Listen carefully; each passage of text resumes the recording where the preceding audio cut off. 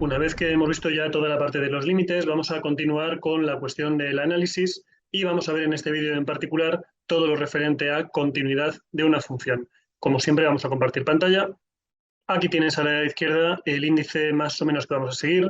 Vamos a hablar un poco del concepto de continuidad, vamos a hablar del concepto de discontinuidades. Tendremos que hacer luego un pequeño vídeo aparte en el cual tendremos que explicar alguna cuestión en cuanto a que lo que se cuenta en este curso es una simplificación de una teoría mucho mayor.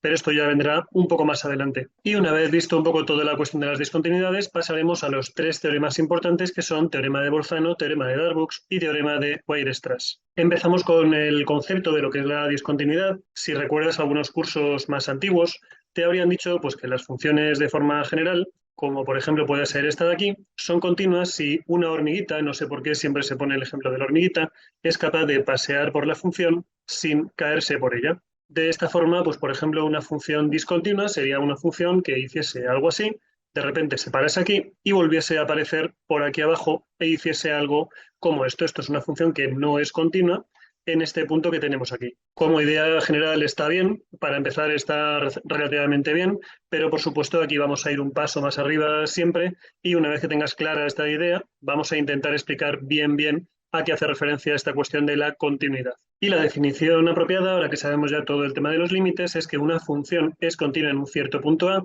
si el límite de la función es en lo mismo o toma el mismo valor que la función en dicho punto. Como decíamos antes, esto nos llevará luego a una serie de cuestiones muy interesantes que veremos en un vídeo aparte acerca de los siguientes. Si una función no existe en un punto, no tiene sentido preguntarse por la continuidad. Entonces, ¿qué significa esto desde un punto de vista, digamos, real? Vamos a imaginar que tenemos un esquema como este.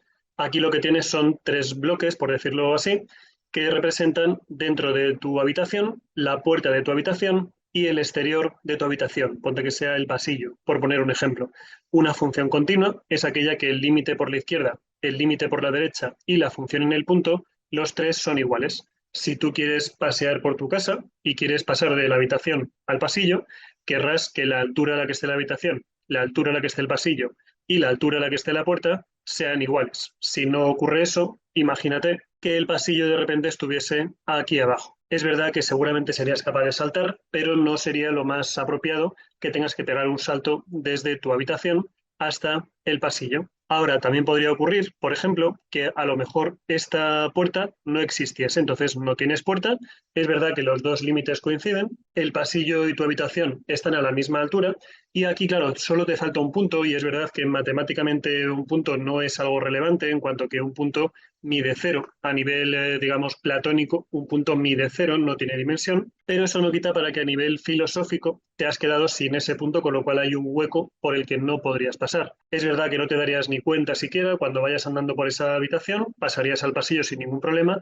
pero a nivel filosófico te falta este punto. Y por supuesto se podrían hacer muchas más consideraciones, que es justo lo que veremos en el vídeo siguiente, sobre las discontinuidades. Vamos a proponer un par de ejemplos. Imagínate una función de este estilo. Tal y como estaría planteada, el dominio de esta función son todos los reales menos el 1 y el dibujo de esta función ya sabes que es algo de este estilo. Entonces esta función sería continua en todos los puntos, salvo en el 1. Aquí tendrías una discontinuidad.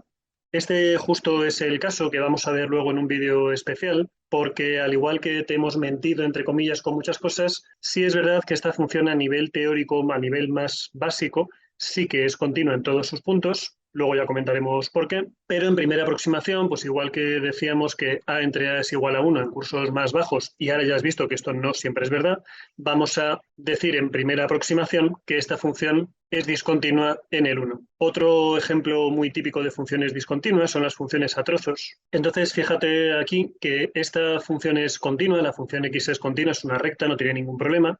En el tramo 1 no habría ningún problema, en el tramo 2 tampoco habría ningún problema porque también es una recta, pero justo en el 1 la función se parte en dos trozos, con lo cual habría que ver si es continua o no es continua.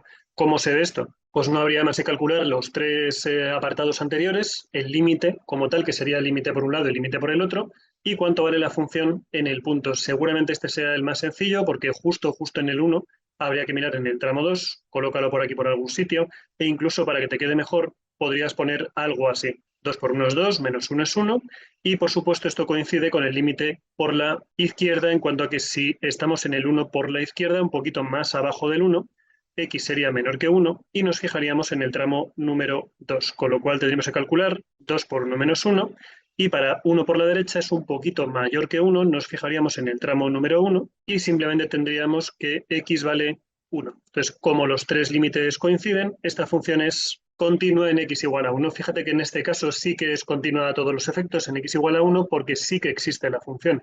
F de 1 sí tiene un valor. Aquí no ocurría eso y es un poco lo que veremos un poco más adelante. Ahora, como último ejemplo, vamos a copiar este de aquí y vamos a cambiar pues prácticamente cualquier cosa. Por ejemplo, vamos a poner aquí un x más 1. Entonces, ¿qué ocurre? Que ahora tendrías aquí 1 más 1, que sería 2, y esta función no es continua en x igual a 1. ¿Cómo se dibujaría esto? Pues vamos a irnos a GeoGebra, vamos a ver un poco todos los ejemplos. En cuanto al primero, para dibujar ese tipo de funciones utilizamos el comando si. Entonces, si lo que hace es que te pregunta cuál es la condición que quieres evaluar. Si se cumple la condición, aquí escribes qué tiene que hacer en ese caso, y si no se cumple la condición, escribes qué hace en caso contrario.